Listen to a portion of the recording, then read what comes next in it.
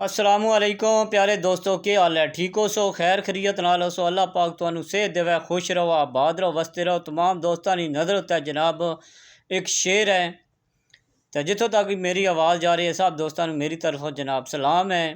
तो तुहानू पता मेरा अपना यूट्यूब चैनल है, तो मैं हुण तुहानू शेर भी सुनाना। ओ मेरे सजना किस दी किस दी वफा ते आस रखां,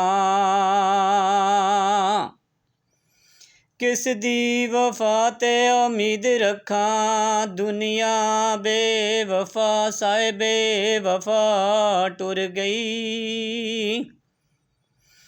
बड़ी अकल वाले सोहनी शक्ल वाले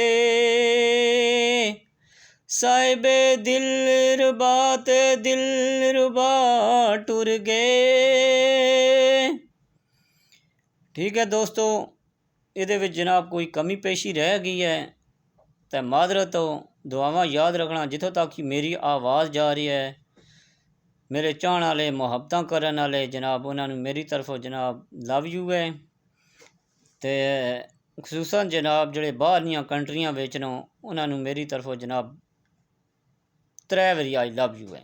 बड़ी सपोर्ट कर रहे हैं बाहर ने मुल्कों वाले मेरे, जोड़े सऊदीया दुबई जनाब इत्थे जोड़े लोग इंग्लैंड बैठे नो, उस तो बाद होर भी काफ़ी सारे मुल्क नो जनाब बड़ी सपोर्ट कर रहे हैं मैंने तो बड़े बड़े कमेंट कर रहे हैं जनाब। वो अगों मेरी वीडियो शेयर भी कर रहे हैं, तो बहुत बहुत शुक्रिया जनाब। हो भरावां तुहाडा बहुत बहुत शुक्रिया। और भी शेयर करो, कमेंट भी करो जनाब।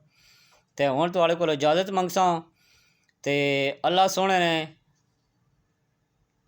हवाला है। लव यू हो गया।